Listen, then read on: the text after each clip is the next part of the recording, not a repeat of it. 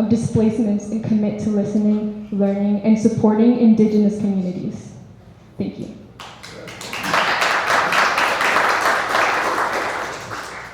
My name is Kaitlyn. I'm an organizer for Alexis Hill for Governor. I'm a student, a Nevadan from the east side of Vegas, and someone who is concerned about corporations who aren't invested in our community taking over our state at the expense of us working class families. While large corporations are getting massive tax breaks from Governor Lombardo, my tuition goes up every semester. I can barely get by. I'm paying more in taxes just to register my car than companies like Amazon pay for their fleet of trucks. This is not right. It's time to tax the rich and put Nevadans first.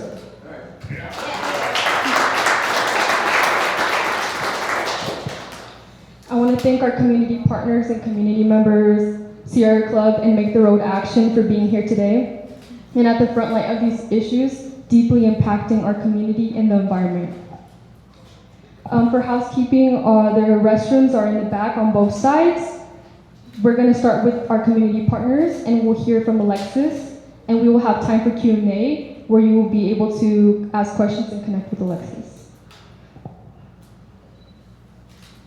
Our first speaker is a resident of Boulder City, just like you, and he has real concerns. Joseph Pomar-Webb.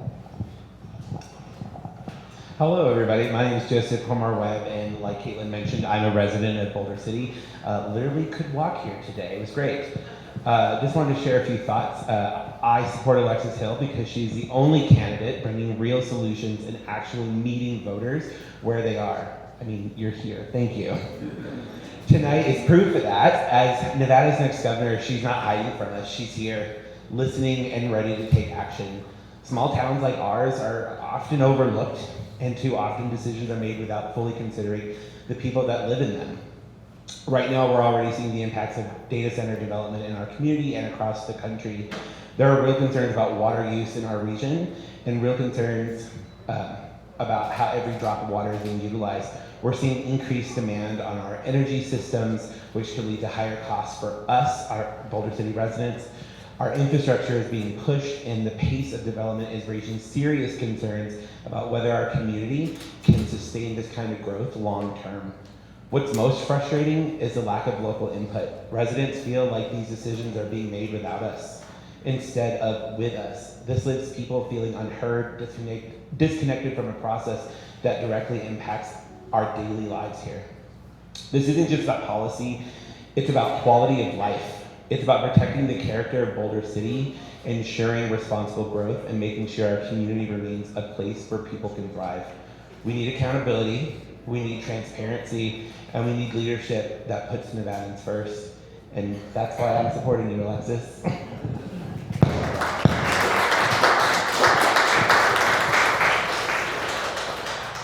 Next up, we're listening from our grassroots environmental organization, representing Sierra Club, Olivia Tanager.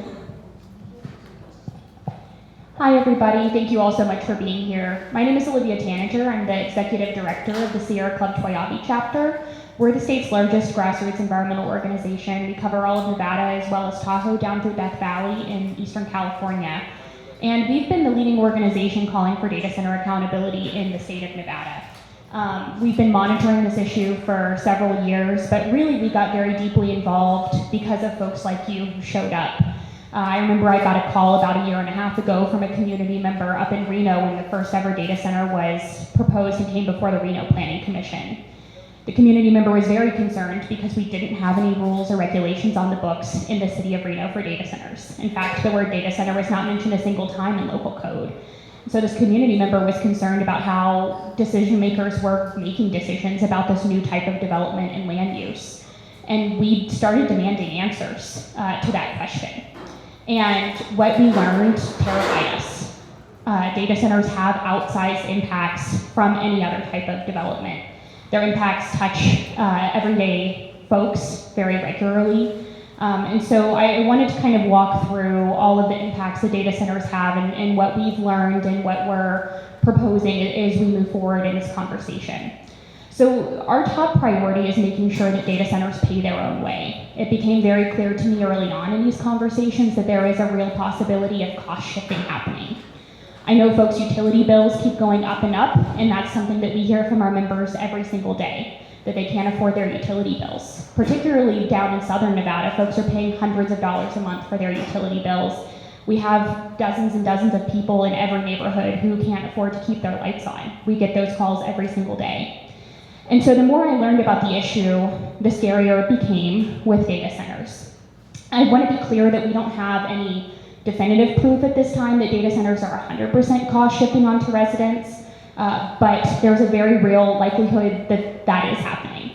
And the fact that we don't know is very concerning, and so that brings up the issue of transparency with data centers. The way that rates are set in this state has been based on an assumption that residential load growth and industrial load growth happens at about the same rate, which made sense until data centers came along. So we're putting forth legislation and proposals for policies that would prohibit cost shifting, that would make data centers pay their own way, and would put data centers in their own consumer class so that costs aren't passed on to everyday people. But that is something that's not currently in place. We currently don't have any rules or regulations on the book that explicitly prohibit every aspect of cost shifting. And so that's something that we're very concerned about, particularly as the data center market continues to grow in the state of Nevada. There are some projections that say that Nevada is the third fastest growing market for data centers in the country, and so we need to make sure that our rules and regulations keep up with that pace of growth. Another concern, and this is very particular to the Boulder City area, is water. It's something that we hear from folks all the time. And so one thing that I want folks to understand is that there are many ways in which data centers can use water and consume water. One is, of course, that there are evaporative cooling data centers. That's what most people think of when they think of the water use associated with data centers. So folks who aren't familiar, the evaporative cooling system that they use to keep data centers cool so that the wires don't burn up and things like that, that can be very water intensive. But really what we're seeing happening across the state, more and more data centers are moving away from evaporative cooling. Evaporative cooling is banned largely in southern Nevada, so that's a very big concern up north. But that doesn't ameliorate the water conversation around data centers. Most data centers are being powered by natural gas in the state, and that uses enormous amounts of water. And so if we continue to construct data centers, whether it be in a region that has an evaporative cooling ban like southern Nevada or elsewhere, it really depends how they're powered. And so that's one thing that we're looking at when it comes to the rules and regulations around data centers too, because we know that every drop of water counts here in southern Nevada. We know folks are being asked to retire their grass. We know that there are conversations around trees and other water use conversations that are really, really hard and are asking people to make very real sacrifices because of our water shortage. And so we want to make sure that data centers aren't able to come in here and gobble up a whole bunch of water that we just don't have, particularly as it continues to get drier and drier as the climate crisis worsens. And one of the biggest concerns about data centers that we have that I think often goes under discussed, and I know a lot of you all have been having these conversations, are conversations about the air quality issues associated with data centers. There are many ways that that conversation takes place, but one of the biggest ones is that we've seen data centers across the state be powered by backup diesel generators when there are blackouts and brownouts. Some of those backup diesel generators are the size of semi-trucks each, and each data center can require hundreds of backup diesel generators. So when we're seeing blackouts and brownouts happen across the state, when those backup diesel generators come online, it's going to impact the air quality, and the people who are going to be most impacted are the people closest to the data centers. Currently, again, we're working on regulating that, but there aren't regulations or restrictions largely on the types of backup diesel generators folks can use other than the federal standards that the EPA sets. And so that's something that we're looking at as well, because we want to make sure that everybody can breathe clean air and that different people aren't impacted differently. We know that data centers are largely being proposed in low-income areas in the state. We're not seeing that happen in more affluent areas. And so the siting of data centers is a really important part of the conversation. And I know the commissioner has talked a lot about the tax abatements associated with data centers, and we feel very strongly that the profits are going to be private. The impacts cannot be made public. And so that's what we've been advocating for, to make sure that we're putting adequate rules and regulations into place here in the state of Nevada. We feel very strongly that data centers should not be approved until standards are in place, and those standards are made with the community, not for the community.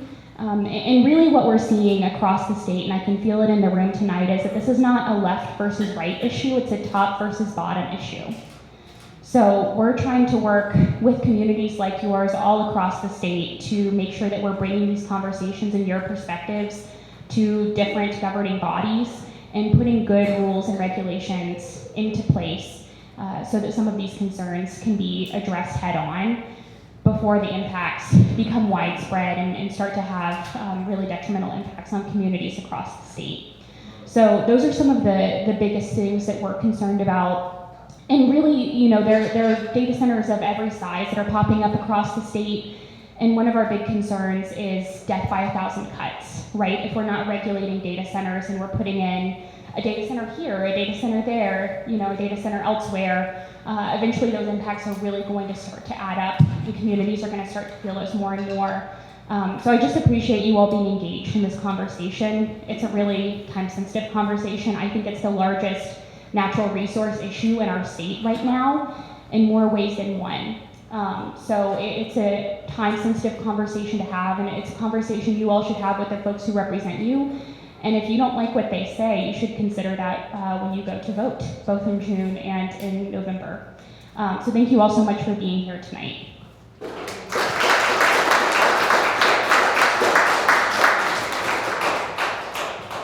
We cannot talk about the environmental issues without having a voice from the people who are being impacted most. Ellie Ortiz, representing Make the Road Out. Thank you. Hello, my name is Elizabeth Ortiz. I am a member leader of Make the Road Nevada. I member of Make the Action Nevada. I am going to talk a little about the impact of data centers. I have some notes. Data centers use a large amount of water to keep their systems cool in a desert city like Las Vegas, where water is already limited. This can put extra pressure on our resources. Data centers need water to cool their service. Additionally, data centers produce heat and can contribute to environmental issues such as rising temperatures and land use concerns. As data centers continue to grow, we must ask important questions. How can we protect our water? How can we ensure clean energy is used? How will you protect residents from higher electricity costs caused by data centers? Data centers are essential for modern life. I see. We must carefully manage their impact to protect the future of our community. Thank you.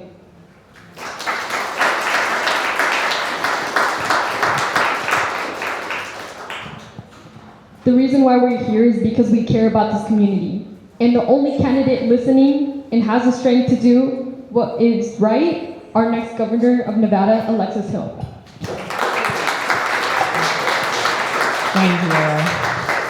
And I'm so honored to be on this panel with these amazing people who really care about our state and are really trying to find out the answers on how to make sure that we're making the best policies for the future of the state of Nevada.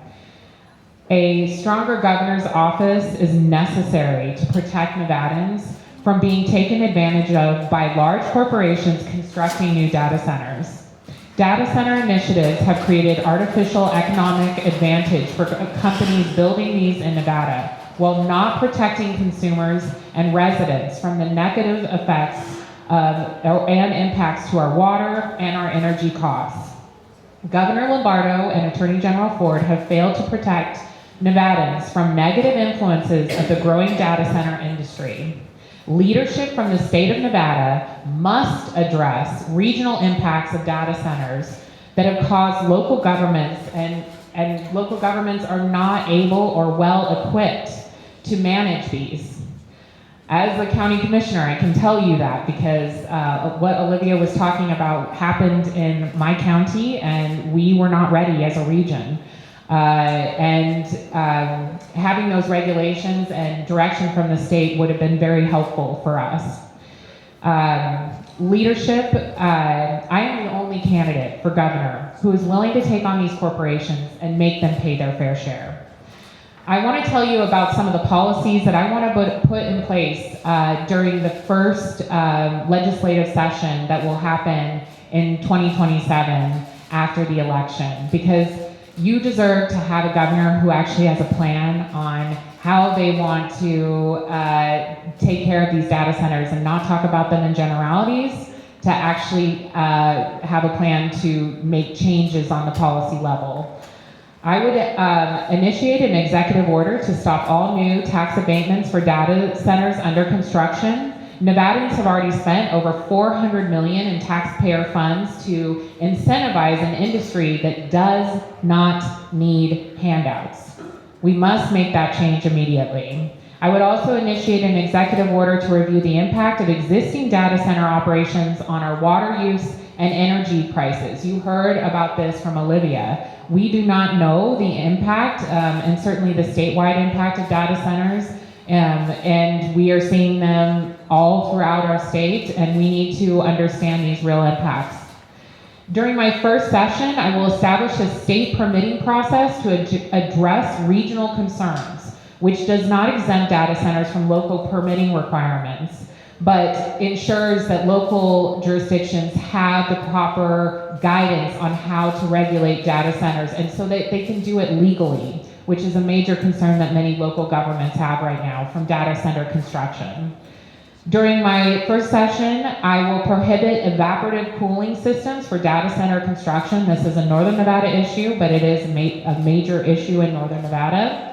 During my first session, I'll establish a new electric rate class for data centers to insulate residential and commercial customers from this increasing demand. And during my first session, I'll require data centers to meet the highest renewable portfolio standard that will be in effect during the projected lifetime of operation, because I don't even think we're going to meet our goals for 2050 at this point as a state. And really, we need to talk about why we're here.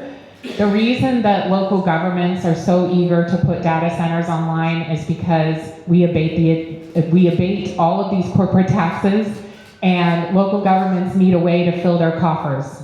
It is a terrible situation that we're seeing where we have made it so difficult for your local governments to govern and also your state government to even function, because we do not have the revenues we need to really manage a modern state. And the state of Nevada is an incredible economy, and we need to act like it. We need to make sure we modernize our state, which includes ensuring that we have a governor who has a plan on how to bring in jobs. I have an economic policy on my website. I'd love for you to check it out, but we believe we can bring in 15,000 new jobs in my first term in Nevada. And the way that we do that is investing in Nevadans, investing in our school systems, investing in our transportation, in our roadways, in our public infrastructure, in our public transit, investing in housing, investing in healthcare, investing in mental health care. Nevadans deserve a governor who wants to invest in them. It is very cynical that every time we hit an economic dip that we want to give tax abatements to the richest people in our country. We deserve a governor who wants to make sure that people pay their fair share and will invest in them and understands how to correct these issues on a local level, which I have been doing every day as a county commissioner.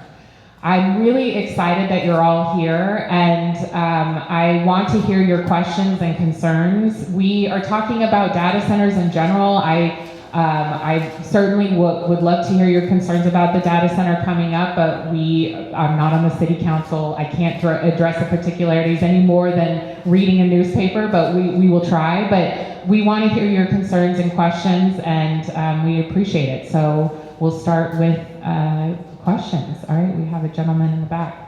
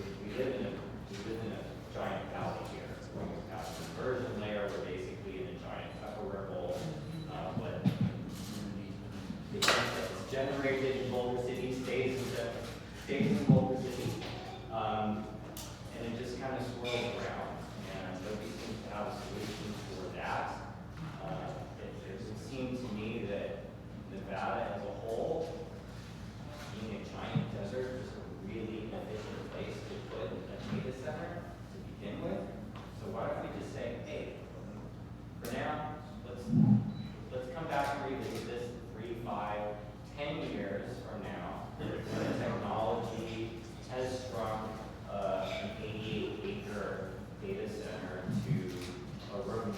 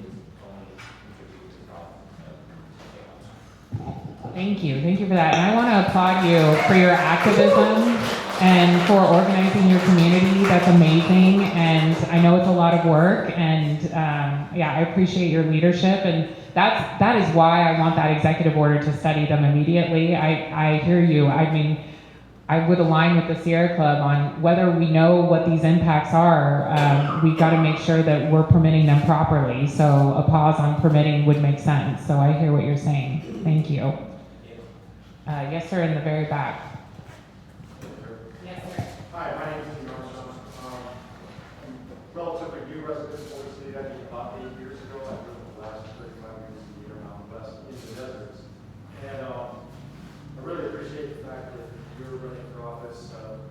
We don't need more law enforcement. We don't need more lawyers. Washoe County is a great place because it's got a great balance between rural and urban and everything else. You know, to represent the state of Nevada, we need somebody that's not necessarily Clark County or the Strip or from, the middle of nowhere in the state of Utah and balance. I think the background actually speaks more to that experience as a county commissioner and I believe the board president, right? I get that right. Anyway, so I really like that and the experience you bring to the table. I don't feel like you have, that nobody has an undue interest in what you're fighting for and trying to do. One of the things I'm worried about is I'm not here really to talk about data center that much. I mean, I honestly believe that it's probably an ill-advised choice for all reasons that people are probably spoken about here. The water is an issue and the backup power generator for you. If you want to see what backup power looks like, drive down I-215 and look at the switch facility. And you'll see row on row on row of semi-truck trailer size power generators. Okay? And every one of those will kick on at some point in time if there's a brownout in the grid. And they'll see, I do everything too. I'm actually an engineering manager. I've done a lot of infrastructure projects. I kind of get the science behind some of this stuff. I'm not here to debate that. But to win an election, in my opinion, I want to hear more about what we're for and what we're against. We're not going to win an election, by being against one thing. Okay? That's for real.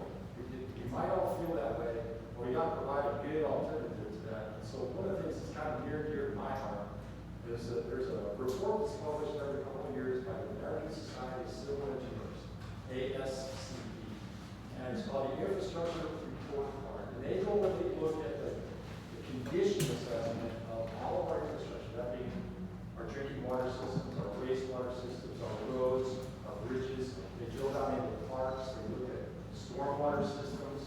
They look at dams and levees, waste management systems like landfills and everything else. Schools they look at public parks. They look at transit systems. So you can see they got 18 different categories. Okay, the best grade that any category has got in the country is a C. Everything else is down to the C- to D- range. And that represents literally trillions of dollars of deferred maintenance to line. These systems were built by our fathers and our grandparents in the 60s and 70s. They typically have a design life of 50 to 70 years. Where I'm going with this is rather than broadband is one of those 18 categories, it actually ranks close to the top of everything else because while it's considered a critical part of our infrastructure, broadband gets a C+. While your drinking water gets a C-, and your wastewater system gets a D+. Now, drinking water and wastewater, sewers and pipes, are not sexy. But I guarantee you that you're going to care that day when you go to turn on your faucet and no water or dirty water comes out. You're going to care the day you flush your toilet and it doesn't go away. I mean, it's not a set it and forget it thing. So what I would like to see, is how are we going to invest in our, rather than giving it to something that's, I think you said it, broadband really doesn't need the booze. They're at the C+. You're already at the top of the list. How do we take this energy and take this money? How do we reinvest in our infrastructure? We need jobs. Infrastructure improvements builds a lot of jobs. We invest in it. That's an investment we make in ourselves. It brings home jobs. It makes our community stronger. We develop people to train in crafts and trades. We get all those spin-off benefits But we don't get out of the data center. Data center, we're going to get a lot of construction jobs for a year, maybe 2 years. But in the long run, most data centers, I used to have an office in the data center. I don't know the number exactly, but it's a handful of people comparatively. We're talking long-term, maybe 80 or 100 people. What are the nature of those jobs? That's not a lot of long-term jobs. You know? What's that? Okay, 25. So yeah, I'm giving you the benefit of the doubt. So, you know, what I'm saying though is, if we're interested in jobs, if we're interested in rebuilding our communities, we're talking about $500,000 or $500 million, or whatever the tax incentives are. Wouldn't that money be better spent reinvesting in things that actually matter to our day-to-day lives, that actually are in far greater need of our attention and our tax dollars and our support? That we're going to build and put our strength in our communities, in my mind, a whole lot more than we are right now. Let one data center go. But, we're not going to win for just fighting data centers. We need to win it for selling something else. Well, I love, yes, beautifully put. And I agree, we need to be fighting for Nevadans and how we can actually give Nevadans a roadmap for the future. And that is what my economic plan actually details. We want to bring on 15,000 new jobs in Nevada so that we can improve our infrastructure, we can invest in our roadways, we can invest in ourselves. It is so frustrating going to a school that is run down when you see major corporations doing just fine in our state, and you wonder why that is happening. Or talking to a mom who's had to pull her child out of school, which happened a phone call recently, because the IEP for this child could not be met. Or knowing that Nevada's roads are the most unsafe roads in the country, and we have children who literally die walking to school because we do not have the money to ensure that there's proper sidewalks and that there's proper crossing guards. It's heartbreaking. We don't have any more fat to cut. And there was a gentleman I talked to when I went to West Wendover, and they are having to cut their intramural program because they don't have any money in their school system. It is that dramatic in our state, and each different community is facing a different resource issue, but every single community is facing a resource issue because we continue to do these huge giveaways without understanding the consequences to Nevadans' everyday lives. We need a governor who actually wants to put real jobs on the ground, sustainable jobs for Nevadans. As part of my economic plan, I have a Nevada Works plan that we want to get kids who are graduating from high school who do not want to go to school necessarily, get them into the trades by improving our trails, by improving our parks, by improving our public buildings and our roadways. I also want to support higher education for students like Kaitlyn to make sure that she's not paying 9% more in tuition and she can stay in school and better her community. I think there's ways that we can invest in Nevadans and ensure economic prosperity. The way we're doing it right now is backward. We can do better in Nevada. All right, any others? Thank you. You had one, and then did you have one, and then you can go. Go ahead, sir. I'm part of Local 872. I'm a laborer, and I've been working right up the street for the last month. The only difference I see in the heat is the 20 pounds I lost. So I'm a little confused on the heat coming from the data centers during the summer, 110 degrees. It's going to be 2, 5. The difference is the majority of the people here will be inside the house, while the people who are laboring or plumbing or doing electrical work or doing construction will be outside. For them saying we don't want any data centers, what I look at is I don't see any jobs. And our concern in my union is, when is the big next project coming? When is, whether the Bright Line or the baseball stadium? You know, I've been busy for the last 15 years building stadiums, you know, working on highways. Now I'm working over here, building the battery place. It's huge. But again, those are union jobs, and those are electricians, plumbers, the laborers, the backhoe drivers, you know, everyone. So when you're saying that we don't want them, we're looking at, okay, she doesn't want jobs for Nevadans. And you're talking 15,000, but you're not explaining what 15,000 type of jobs are getting. So I'm going to vote for you because I'm a Democrat and I'm kind of tired of the Republicans. So you have my vote, but you need to explain a little bit more on what kind of jobs you're looking for us to come here and what jobs you're going to try and save for us. Absolutely, and thank you. Thank you for your hard work and for building Nevada, because you are essential to our workforce. And I think that that's a really good question. And I've been having these discussions with labor union leaders across the state. What we've done in Nevada is we have not put continuous jobs for our union workers online. And the reason that we haven't done that is because we're not actually investing in our infrastructure. But if we were to invest in our schools, you would have a school, several schools that were always going to be rehabbed and built. If we are investing in workforce housing, you would always have housing that would be coming online. I'm not against growth or construction. I'm all for it. I know it generates jobs and it keeps families whole. That's certainly a priority for me. But it's ensuring that we have enough revenues in our local governments to do project labor agreements to ensure that our union labor can work every year and not wait for the scraps of major corporations who are coming in who are not paying for their fair share. And hey, I believe in economic development, but I want transparency when it comes to economic development in Nevada. That's incredibly important to me. And right now, all of these deals that are being done with the Governor's Office of Economic Development are not transparent. We don't even know about the giveaways that are happening.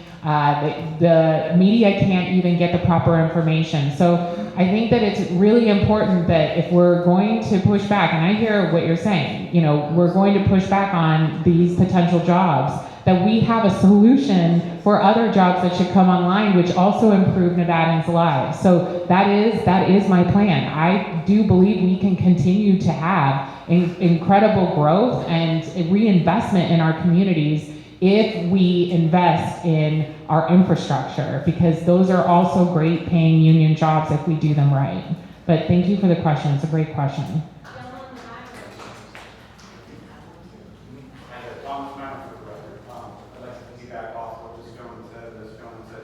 Not only do I want to see our tax dollars go to reinvest in Nevada, I want to see Nevada contractors put those bids.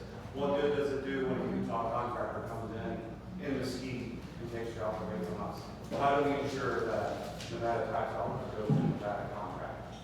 And I think that's our lowest bid issue that we have in Nevada. Yeah, great question. Thank you so much. And I've been talking to union leaders across the state about this issue. It is something that we need to change in our laws for the state. The state needs to give local jurisdictions more requirements when we're looking to contract, because we want to contract locally and ensure that we're keeping these jobs here. Once construction jobs come from California, they're leaving with all the money that they made from taxpayer incentives.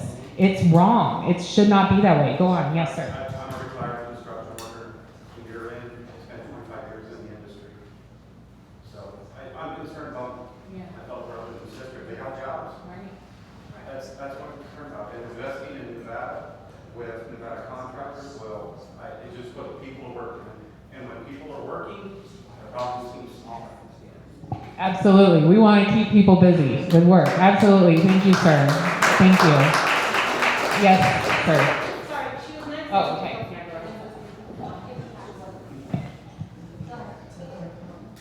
Oh, first and foremost, thank you for coming, because, you know, I'm a commercial about, oh, vote for me, but they're not taking the time to see the little people. And so I'm happy about that. And I think I'm blessed because I was a military spouse and I'm a retired union worker. But the whole United States have a problem with healthcare. I have many surgeries, and if I didn't have insurance and the military, I would have been bankrupt. So I think if we push for more union jobs, you pay union dues, you get healthcare.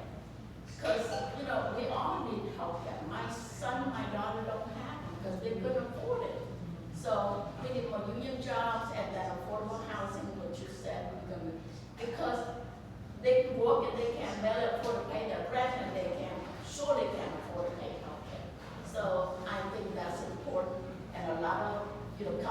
they don't want unions because they don't want to. So I think we need that, and then we can fix maybe a lot more people with health care, and we can be a healthier Nevadans. Absolutely, thank you. I agree. And I actually have a healthcare plan as part of my economic plan on how I want to invest in healthcare. I've talked to so many Nevadans. Many are waiting 4 months to see a primary care physician. I've talked to doctors who have dropped out of accepting insurance or Medicaid because it is too hard, they're not making enough money. They've now gone to concierge, which means we have fewer doctors to pull from for just normal people who need that insurance. We need to make sure that we grow our physician and nursing and therapists and psychiatrist workforce, and that they want to stay in Nevada. We need to increase our Medicaid reimbursements in Nevada. We have some of the lowest Medicaid reimbursements in Nevada. And we need to support new clinics throughout the state. Whether they're in rural communities or in our urban communities, we just do not have enough healthcare resources. And that's why we have some of the worst health outcomes in the United States and Nevada. We deserve better, absolutely.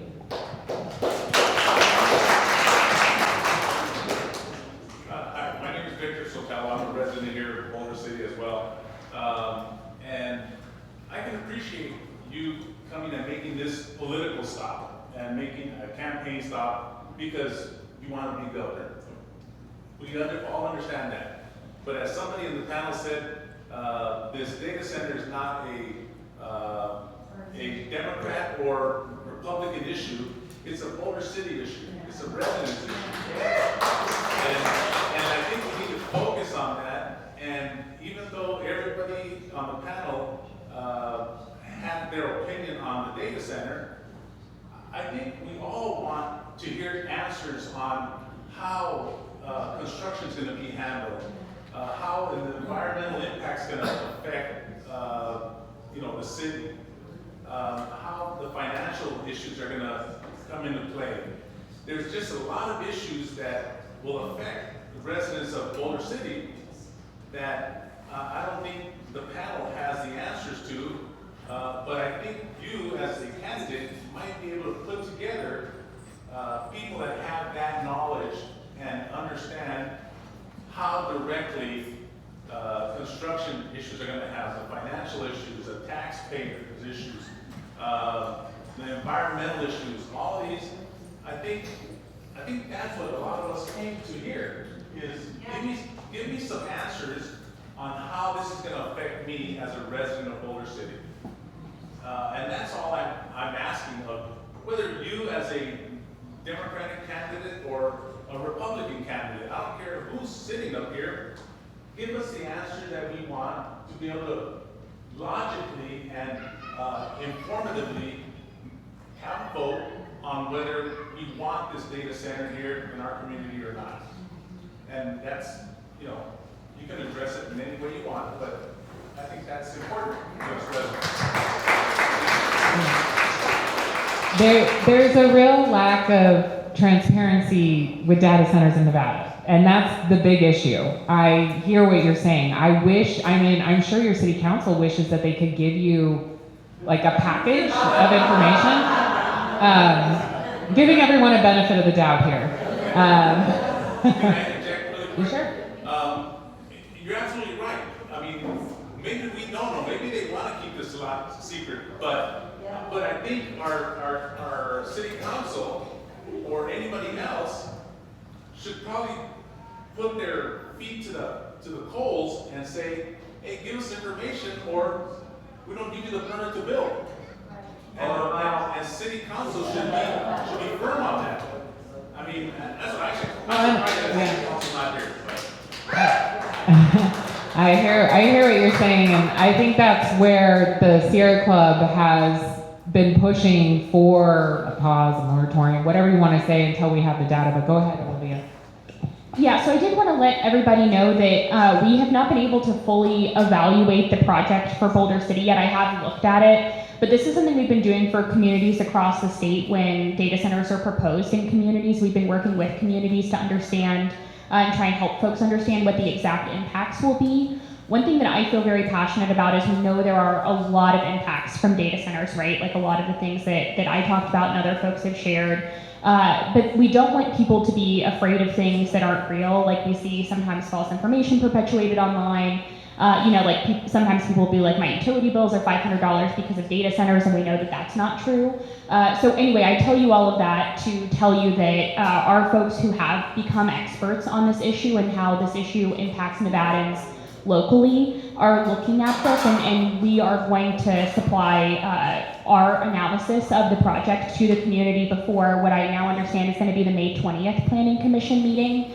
I heard that it got pushed back. Bryn told me that earlier, from April 15th until May 20th, and so that's good because it gives us a little extra time.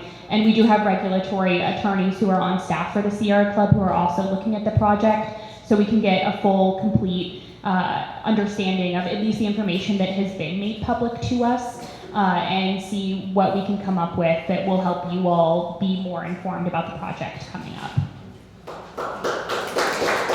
Go Sierra Club.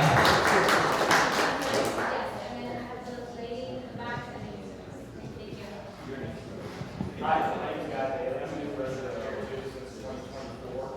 So my question for you, Mr. Bill, is you're going to be vocal about modernizing Nevada's revenue and insurance corporations pay their fair share. Here in Boulder City, we are facing a 90-year lease proposal for a 167 megawatt data center, a project that consumes the equivalent of our city's entire power capacity. The current deal locks us into a flat 2% annual rate increase for a century. In a world where power and interconnected land are becoming the most valuable assets in the Southwest, a fixed 2% increase to the 20th century sake that risks leaving local taxpayers to subsidize the global corporations' growth by the year 2050. As our next governor, would you support a Nevada infrastructure standard that moves away from tax payments and towards infrastructure dividends? Specifically, mandating these mega projects include 15-year market rate resets, the municipal fiber optic backbone and the eventual public ownership of the high voltage substations that they build. What was the last piece? I'm sorry. The eventual public ownership of the high voltage substations that they will build. I love all of those policies, and please share those with me because I want to add those, read a little bit more about them. But have you seen this being done in other communities? So I'm originally from Nebraska. Mm-hmm. We have a number of data centers in Omaha and Council Bluffs area. Yeah, you come very educated. That's great. Absolutely. Let's look at those. Thank you.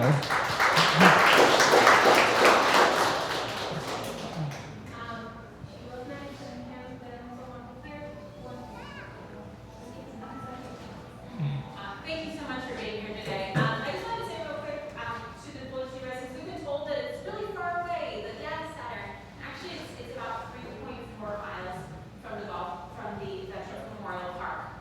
That is not very far away. We're talking about heat and noise, and it's only about 3.6 miles from the nearest home or opportunity. So you really could be very impacted. So I just wanted to kind of give that information. I'll be protesting next week right before the city council meeting at 4 to 5 o'clock. If you'd like to join me out there, I'd love to see you. My question to you is, I actually have children in this community. We moved to this community because we wanted a good school system. And then we've been continuously disappointed by CCSD. Every single year, our educational quality continues to suffer. And at this point, it's no longer an accident. It's not a oopsie, we hit an economic downturn. It's a choice. Like CCSD is choosing to fail our children. There's no other explanation for that. It's been happening for 20 plus years. That's when I started in education. And we've never improved. And so my big question to you is, I read a lot of your plan. I like a lot of your plan. I think we don't need to just increase the amount we spend on education by 5% to try and close that gap. But I think we need to increase it by 30%. Like, why not go for it? Let's go from 46th in the nation to, I don't know, let's go for 25th. Let's go for the middle.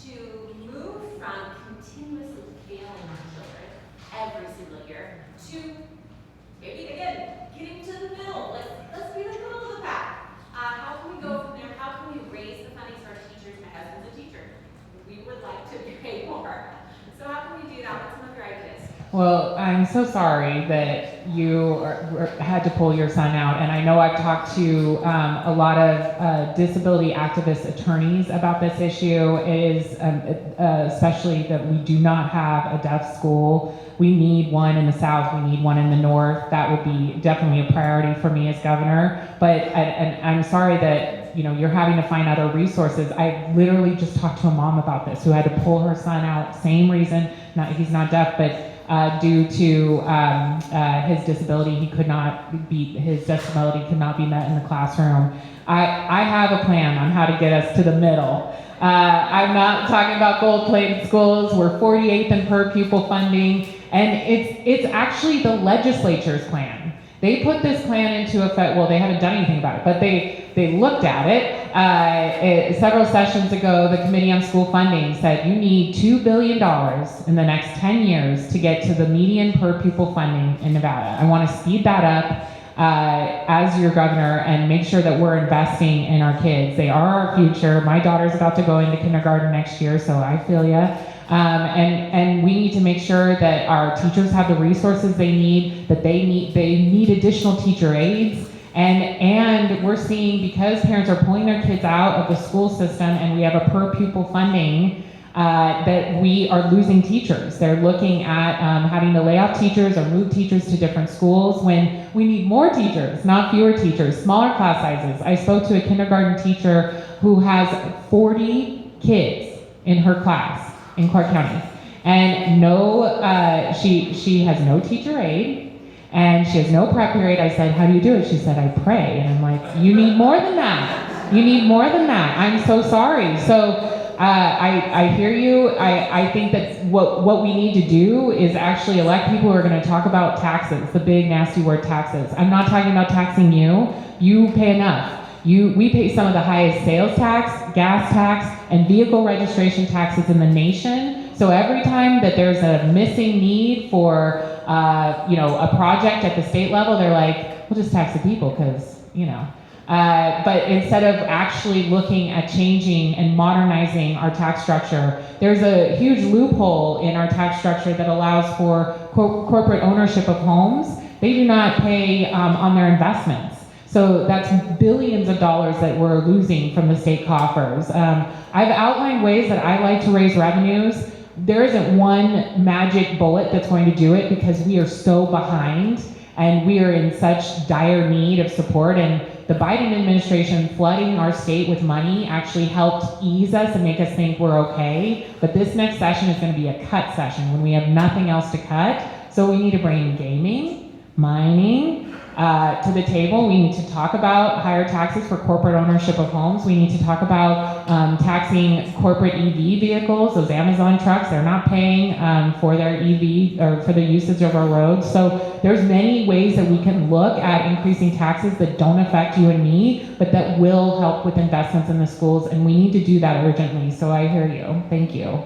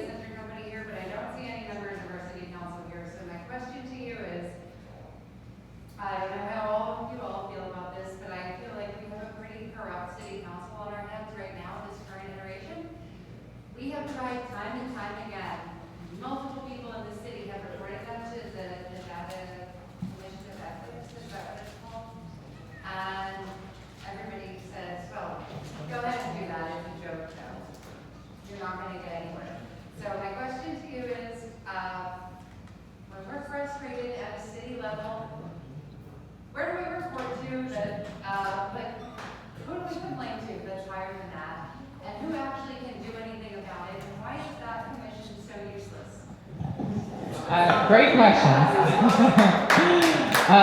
In Nevada, and I actually have this as part of my suite of policies, we have got to make sure that we are tightening up on transparency, on corruption, on campaign finance reform, which we could do on a local level and a state level. Even with Citizens United out there on the federal level, we could still tighten up our state level campaign finance reform.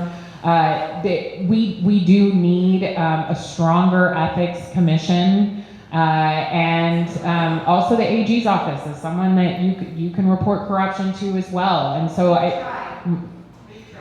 so we need to have also better resources. I'd like to see the state of Nevada also have a solicitor general as well to look into government corruption, because we're seeing it on the state level and there seems to be nothing that anyone can do. We have a governor who is giving our information through the DMV to the Trump administration, which is illegal, through the Signal app, and that's being litigated by the ACLU right now. And so, I mean, there is all sorts of things happening in this state, and we can do better.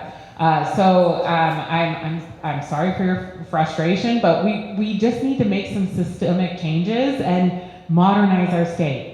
We are no longer a one-horse town. We are an economic engine for the country, and we need to take ourselves seriously and actually hold our local government officials accountable. That is essential part of building trust and making sure people believe in representative democracy, which is at risk right now. So thank you. Yeah.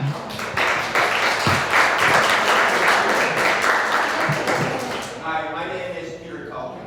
I would ask you to comment on, perhaps compare and contrast your positions with those of two statewide elected officials, specifically as to data centers.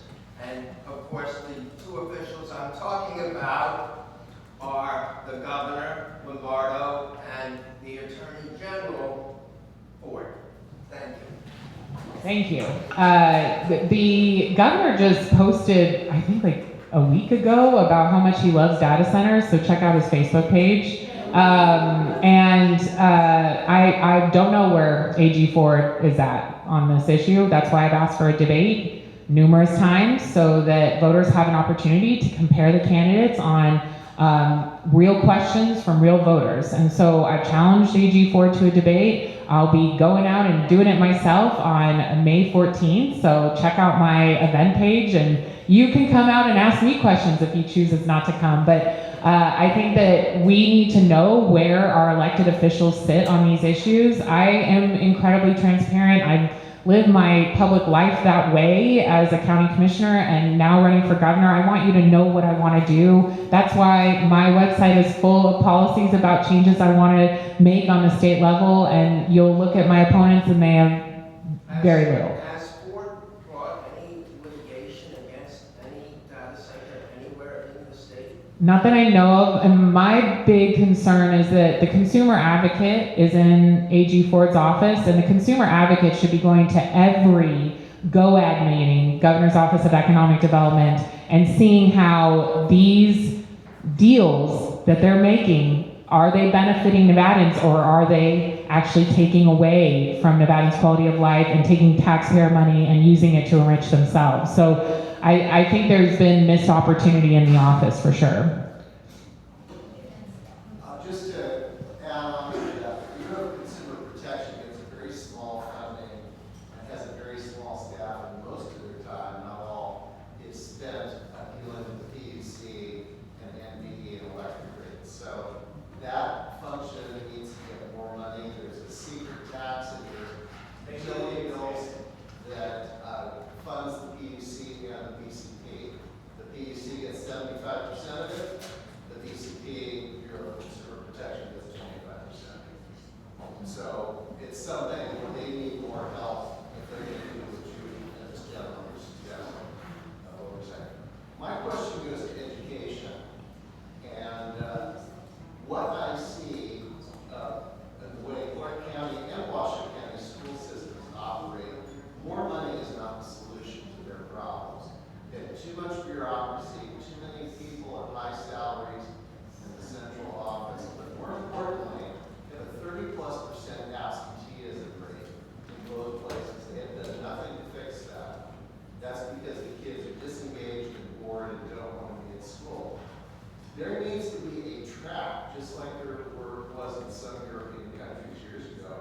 where kids who are academically oriented go one direction, kids who are great at fixing things and building things go in another direction.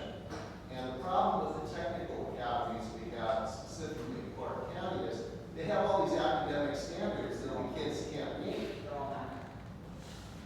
No, but the problem is they can't get into those schools if they're not great students, or at least good students. And so there needs to be a way of taking those kids who have great skills on fixing and building things and putting them into a program, not just with a union apprenticeship, but something way before that engages them and helps them to learn and gain some of the academic skills that they will need, but not try and get them to go to college, which seems to be the primary focus of the whole education establishment. So I looked on your website and didn't see anything specific to that. That's why I'm bringing it up tonight.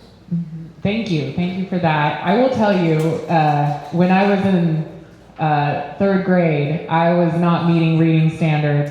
I was dyslexic, and I would have, it would have benefited me to have, engaged teachers who were finding out my issues and making sure that I was thriving in the classroom. And because I had parents who were engaged, I was able to overcome it. But we need to make sure that we have enough resources in the school for kids who are falling behind. So I hear what you're saying. But also what I have as part of my economic plan is making sure our school systems are being held accountable, and that each kid, by the time that they graduate, is ready on a career path of what they want to do. And so that takes resources and takes oversight by the state, and I am prepared to do that, but we can absolutely talk more offline about your two-track idea, but thank you.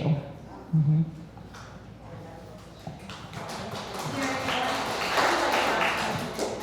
When we talk about school funding, where is our marijuana tax going? Because that was supposed to, that was, when the bill came up for vote, that's what it was said that it was going to be used for. It does go to the schools, 500 million.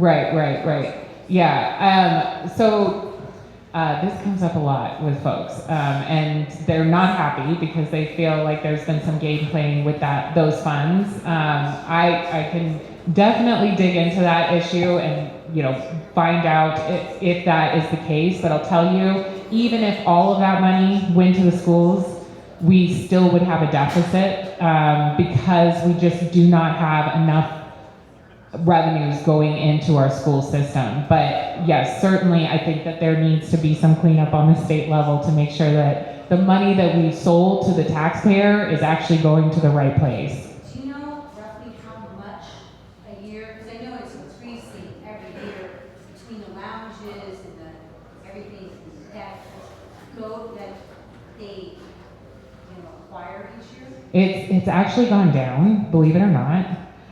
Some people think it's a lack of tourism and weight loss drugs, truly, that made it go down. But it's my understanding it's like it was 500 and now it's like in more than 300 million, but it has gone down, sadly. So I think that's why you need a sustainable tax policy where despite the economic toss, wins, and we know that Nevada gets hit the worst when there's any economic crisis because we're so reliant on tourism, that we actually have sustainable funds that can take care of our communities. So it's having a diverse portfolio of different funds that can go into investing in our state, which is part of my proposal of making sure that we make everyone pay their fair share. And if people want to invest in this state and want to move to this state, you got to pay your fair share. But I hear your concern. It's frustrating, certainly, and it comes up in every public forum.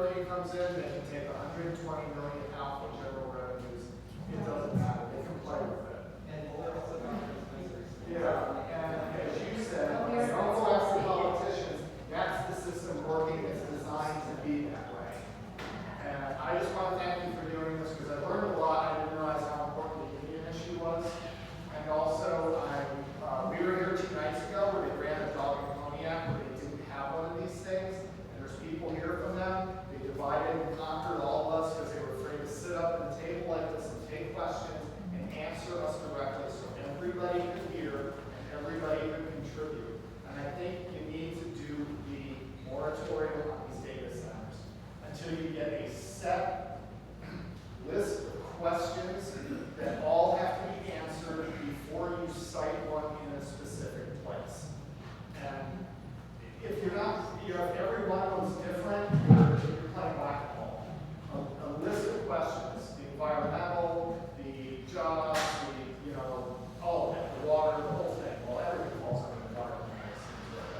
So, and I really hate to be backup generators. I've lived in places with them because there were hurricanes and these things run everywhere, and it's just massive air pollution. I'm from Lombardo and AG Ford. The power goes out in half the county. These things are running for grocery stores and gas stations, and they're a nightmare. Maybe make them bury a hydrogen tank and run a hydrogen generator. I don't know, something clean. Anyway, thank you for coming. Thank you. Thank you.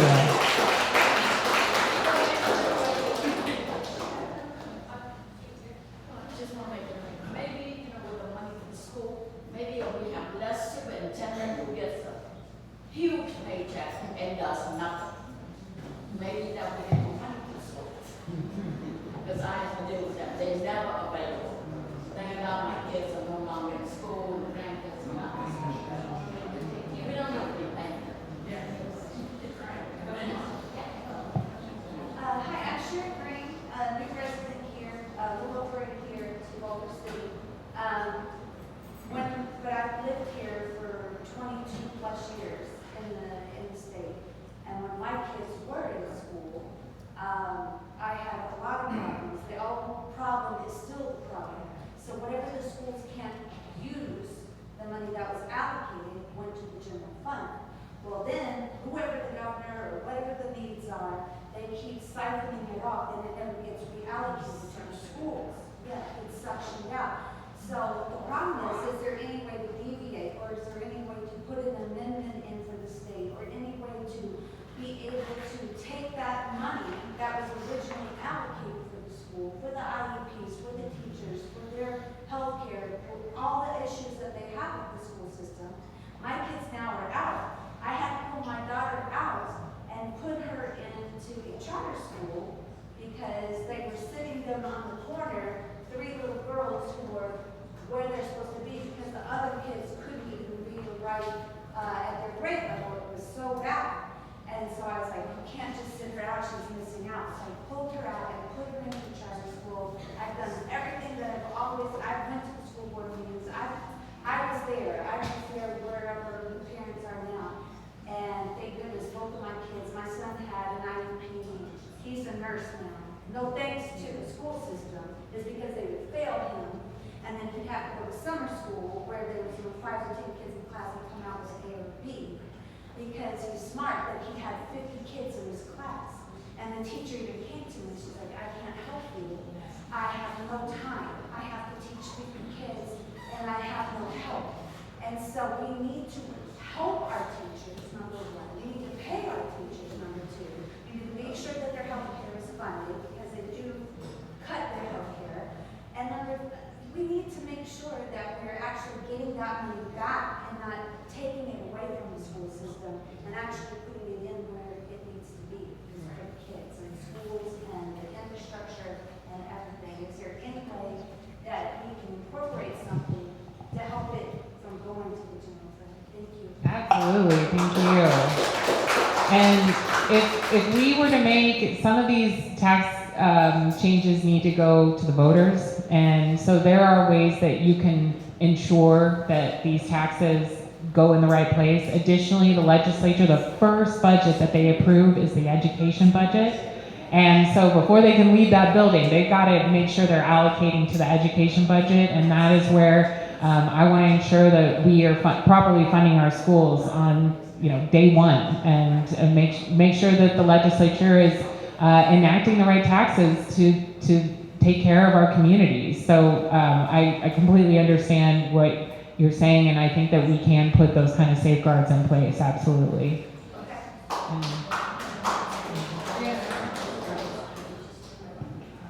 Incentives, and then they go to the local government. Am I wrong, Olivia? So there's no other. There's no state hoops they have to jump through before they come to a little community and buy them out.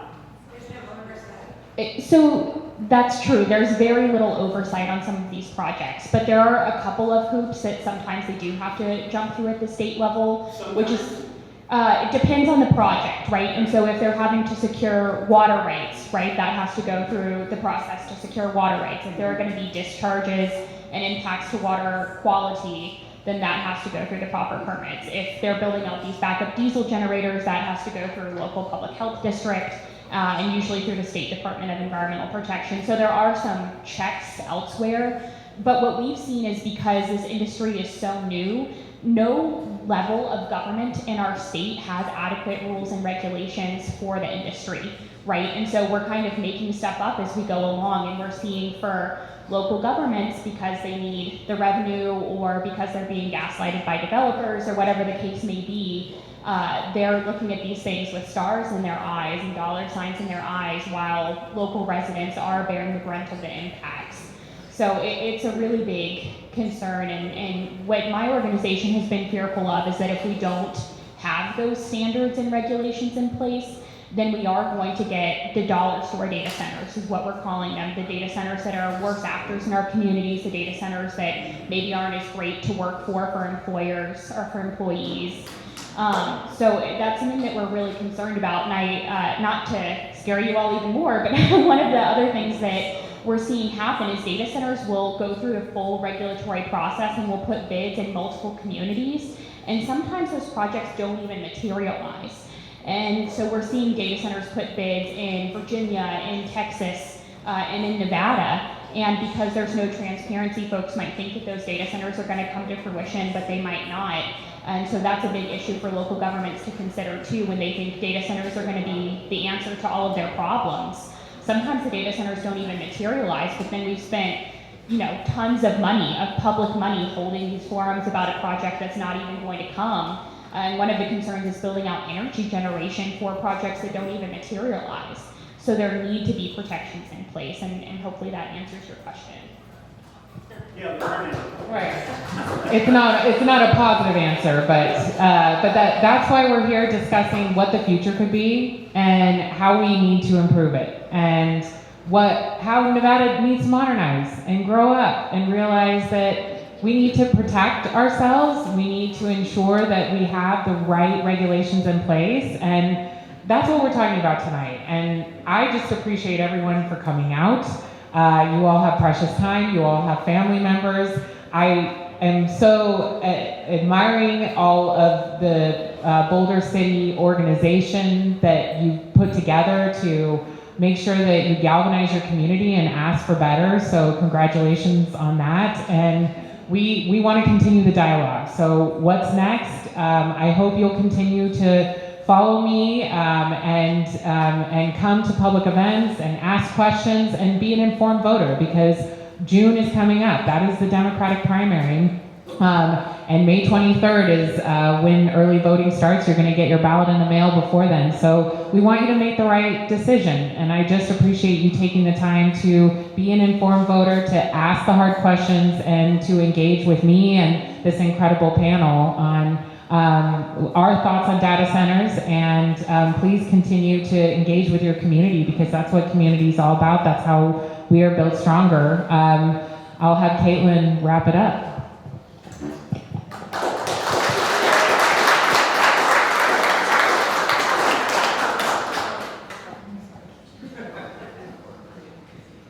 Thank you to our community members and partners who have gathered here today. We cannot let ourselves be passive. We need to work together to get a candidate elected who is strong and will stand up for the community. Head to alexisfornevada.com and sign up to volunteer for canvassing, phone banking, postcarding. Just get involved. We need to get her elected.